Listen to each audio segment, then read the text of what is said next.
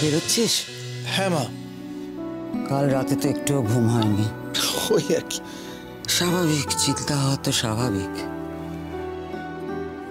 কিসের থেকে যে কি হয়ে গেল। আচ্ছা, নোলক ওখানে কষ্ট নেই তো? চুপ, বোঝার তো উপায় নেই মা। ওকে দেখলে চুপচাপ থাকে, কিছু বলতে চায় না। চাপা স্বভাবের। ও এক্সট্রোভার্ট হলেও নিজের কষ্ট নিয়ে কাউকে বিব্রত করে না। আচ্ছা, তুই যে বেল পিটিশন করলি সেটা কিছু পজিটিভ হবে? মানে ওকে বাড়ি নিয়ে আসতে পারবি? চেষ্টা তো আমি আপ্রাণ করবো, ট্রাই মাই বেস্ট। তা সকালে যে গেলি তখন ও কি বললো? কি বললো মানে, দেখো না, ও খাওয়া দাওয়া কিছু করেনি, নির্জলা উপোস করে আছে। আশ্চর্য, কি নাকি অক্ষয় তৃতীয়া সিঁদুর না ছোঁয়ালে ও খাবে না, জলস্পর্শ করবে। আচ্ছা বলো তো, এই সমস্ত সংস্কারের কোনো মানে হয়? কোনো মানে হয় কি না হয় সেটা আসল নয়। ওটা বিশ্বাস করে, ওর কাছে ওটা হয়তো খুব ইম্পর্টেন্ট। আর ও তো তোর মঙ্গলের কথা ভেবেই এটা করছে। You should respect her. স্বামীর কল্যাণে স্বামীর ছোঁয়ানো সিঁদুর মাথায় দিলে আমার স্মৃতির সিঁদুর অক্ষয় হবে। দাও না, কি এসে যায়? আচ্ছা, কাকিমারা তো বিশ্বাস করে, এটুকু করলে ক্ষতি কি?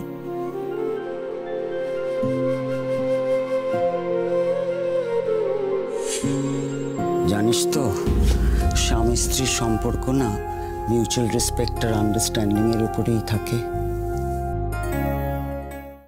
আমার কোথায় খারাপ লাগছে জানো মা, মেয়েটা না অকারণ সাফার করছে। মানে ওর তো কোনো দোষ নেই। আচ্ছা ঠিক আছে, আমার সঙ্গে কারো প্রফেশনাল রাইভালরি থাকতে পারে, শুধু রাইভালরি কেন, শত্রুতাও থাকতে পারে। সো হোয়াট, তাহলে আমার সঙ্গে সেটা বুঝে নিক। ওই মেয়েটাকে কেন?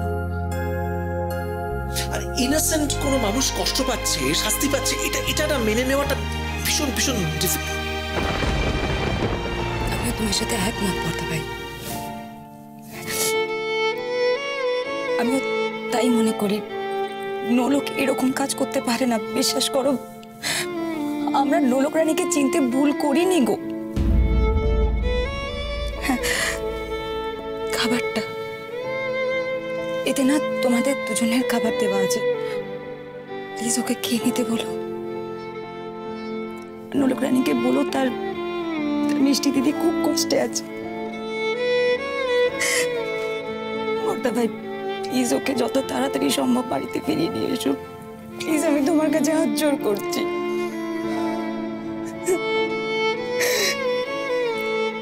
কোথায় ভেবেছিলাম আজকে অক্ষয় তৃতীয়ার দিন একসাথে আমরা সবাই মিলে আনন্দ করব। ভগবান কেন এরকম পরীক্ষা নিচ্ছেন বলো তো? কি দোষ করেছি আমরা যে আমার কিচ্ছু ভালো লাগছে না, কিচ্ছু না। জানো জানো জেঠিমা, আসলে মেয়েটাকে না কয়েকদিনের মধ্যে বড্ড বেশি ভালোবেসে ফেলেছি। আমি মানছি ও শহরের আদব কায়দা একদম জানে না, কাকে কি বলতে হবে ও কিচ্ছু জানে না, কিন্তু ও কি জানে জানো, সবাইকে নিয়ে বাঁচতে জানে, সবাইকে ভালোবাসতে জানে। আর আমার বিশ্বাস, যে সরলতার কারণে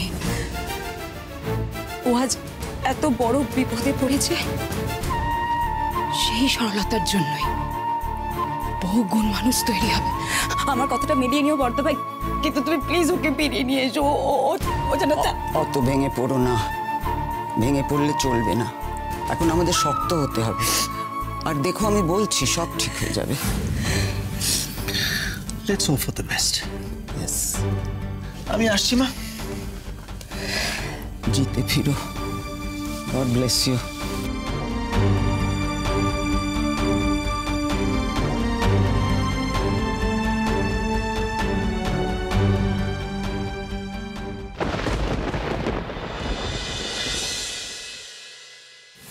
यार বেরোচ্ছ?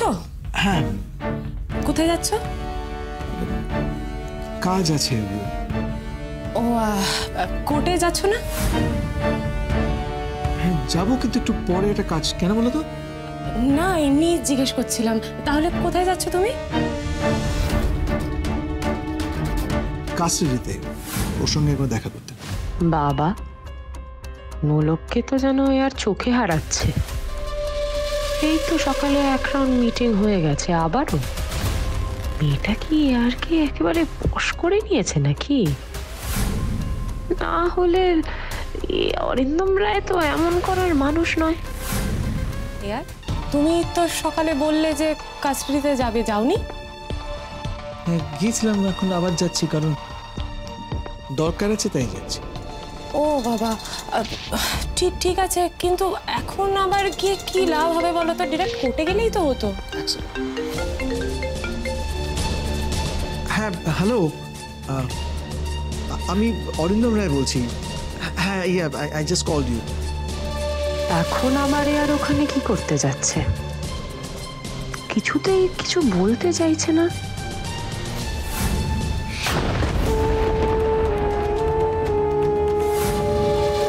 ও আচ্ছা, এই ব্যাপার। সিঁদুর নিয়ে অক্ষয় তৃতীয়ার নাটক হবে জেলের মধ্যে। সত্যি আর তুমি নিজেও বুঝতে পারছো না যে তুমি নিজেকে কতটা নামিয়ে আনছো শুধুমাত্র ওই গাইয়া মেয়েটার জন্যে। ঠিক আছে, thank you so much, thank you.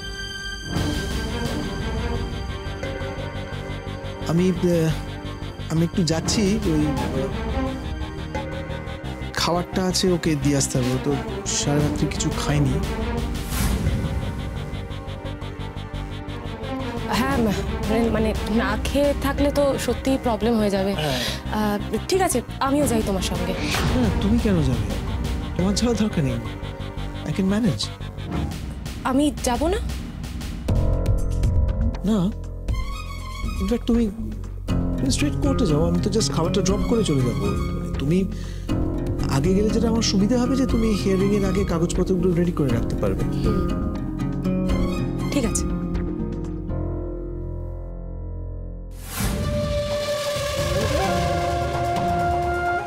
তোমার সঙ্গে নোলকের প্রেম কতখানি উঠলে উঠেছে সেটা তো আমাকে দেখতেই হবে। আর তাই তোমার কথা মতো আমি এক্ষুনি কোর্টে যাব না, ছায়ার মতো তোমাকে ফলো করব, ছায়ার মতো।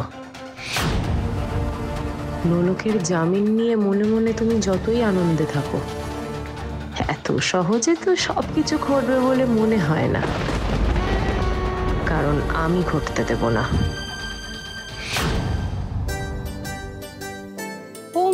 তুমি খাচ্ছ না কেন? খেয়ে নাও।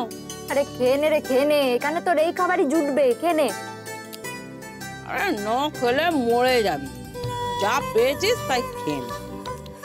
আরে শোন, তোর না ওইসব অক্ষয় তৃতীয়া ফিতীয়া সব হবে না, ছেড়ে দে। তোর বরের আশা ছেড়ে দে, তো আসলে তো আসতোই রে বাবা। খেয়ে নে, যা বলছি খেয়ে নে। আরে কপালে নেই কো ঘি, ঠকঠকালে হবে কি? খেয়ে নে, একেই তো বুড়ো বর, প্রেম টেম এখন আসে নাকি? যা যা বলছি তাই খেয়ে নে। এরকম করে কি দেখছিস? চোখ গেলে দেবো একদম। কেন, কিছু ভুল বলেছি নাকি? হ্যাঁ, এরকম করে দেখছিস? ভালো কথা বলেছি, এখন মাথায় চড়ে বসেছিস না? যাই যা খেয়ে নে। তুমি বয়সের কথা ওইভাবে তুললে কেন? কেন তুললে বয়সের কথা? খুব ভালো মানুষ, খুব, আমার অনেক খেয়াল রাখে।